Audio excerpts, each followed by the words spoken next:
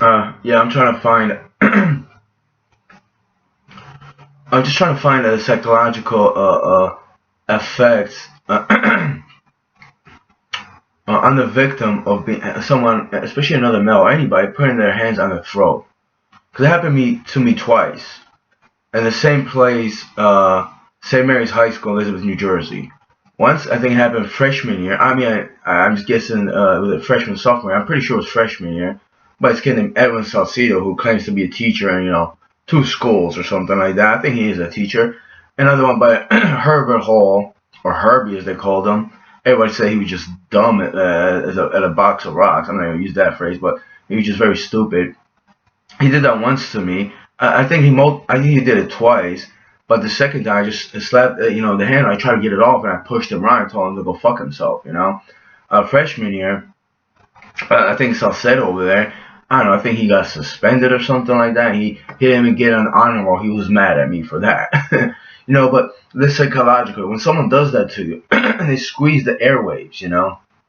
I think last time I talked about, it was just the coronavirus, how it affects the respiratory system. And let's say they put you on a respirator, it is a psychological effect, and they leave you on that. They're trying to torture you. It's the minuscule, littlest person that does that on purpose to cut off the basic instinct to breathe. Breathe, not breathe. But it is a psychological effect on the victim.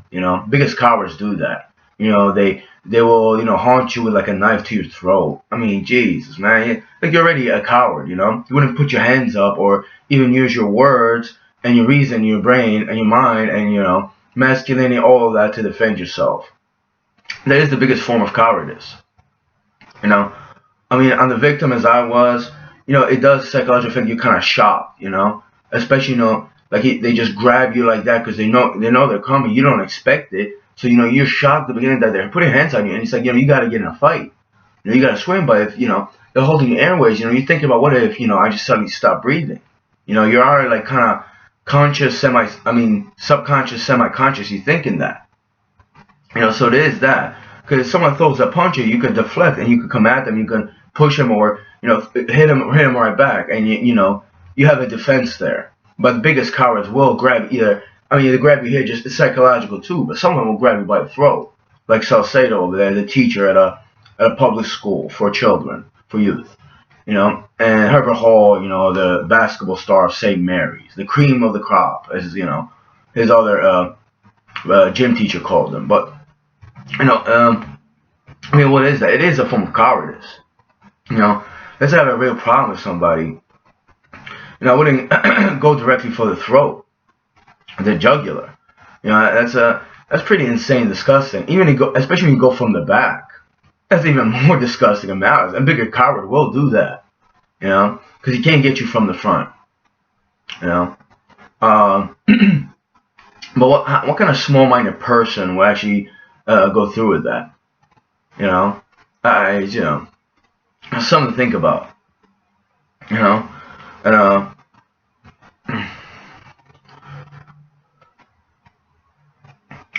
I want to know. I'm not saying if it's sexual, homosexual, but traditionally someone that is just that cowardly probably has homosexual or some kind of sexual deviances. Like Evan Salcedo, he was very creepy and disgusting. That guy was like one of the biggest degenerates I ever met. Biggest weirdo. Like I'm not even saying pedophile molester. Like probably more disgusting than that. It creeped me out very much so. Actually, honestly, creeped me out more than Jimmy Gonzalez. Except he was just into bestiality. I don't know what Emma Salcedo's into, but it's just disgusting. He did that to me. He was angry about his disgusting looking girlfriend. Like she was like creepy and gross looking, taller than him. But it's not about that, Because I made a video, he was trying to pretend like every time we're in class, he walked down the hall and he just grab her, hold her hand, and then, he would let go and go, they wouldn't do that anymore. Like he was just like, I had a girlfriend. Like, wow, man. He was obviously hiding something, but, and, yeah, it is a psychological thing when you get into it. It is shocking when you can't breathe. Like, and you want to say I can't breathe, and they don't give a fuck. Obviously, if someone's doing that, you're not gonna say that. Even in law enforcement, they don't care. They know what they're doing. They do it on purpose. You know, it's psychological, and I'm not gonna bring up George Floyd in this, but he wanted to kill that man. That's what he was aiming for. You know, I don't know if they want to put me in a subconscious, but they're obviously restricting my airways, so their motive is for me to stop breathing and stop living. That's what I experience. Because he was really he was really a man of character. Had some kind of morality. We had our differences, and it came down to violence, then it would be a fair fight, a fist fight, or just pushing around or something like. Even that is disgraceful. But that is just a form of here I'm gonna make you experience what it is like almost to die, and that is it is an assault, but it's a different kind of assault. Instead of being hit, so I got hit in the head, and it's like I shook it off. There's other cowards that didn't do anything, and that was creep in itself, but that is more relevant than that. To grab someone by the throat, it's like you're telling them this is how I want you to feel, and this is what I hope for you, or something like that. It's very demonic and cowardly and disturbing. And ironically, it happened in a religious school, Catholic, which is a subsidy of Christianity. They really, really, they really focus on their superior being in every classroom on their crucifix, which is a form of extinguishing life. Yeah. It's not irony. Just they're just telling you flat out what they're really about. Not just the Catholics, all of you, and not just the Christians, all of you.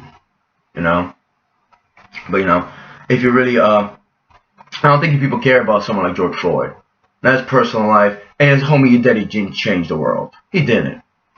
He just, ironically, he didn't do anything. He violated the law, and that guy that killed him didn't change the world. They just exposed something, and people played their part. I'm not picking a certain person because they probably told him to change the world because those riots, this and that. And then people talk about it. No, it's always been like that, and I hope it'll never be like that. Because even to put someone on a respirator for whatever crimes you committed, it's a heinous crime. But for somebody, their last instinct to breathe and they can't, is disturbing psychologically. It's scary. And it's a bigger form of cowardice, including that paid cop over there, and Salcedo and Hall. You know who you are. What am I gonna say? Attempted murder, assault? No. You good, homie. You good. Probably shouldn't play with that part because you're obsessed with that you good stuff. It's just that when you go through it, you get shook up. You really do. Years after, I don't think about it, but I think about why didn't I just see the handcuff, just slap the rain, just went right for his face or his nose. Like that, like that was the left. Let's see how they react. You want to be a basketball star? Grab you by your legs, pull your pants off, slap you around a couple times, throw an elbow to the neck. It's common sense to me, but you knew I could do that, right?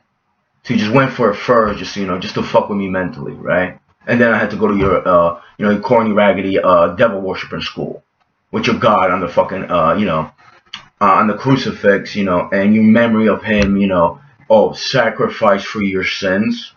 Yeah, he was. What they did to him is they gave him a death charge. Yeah, like a death row, a gas chamber or lethal injection. That's what that was, and you worship that. And by the way, from a logical standpoint, you know how he died? He suffered, and he probably couldn't hold any more from strength, and his lungs went up. He suffocated. Same thing you people believe in to doing to somebody that's, I don't know, morally equipped and is not a coward.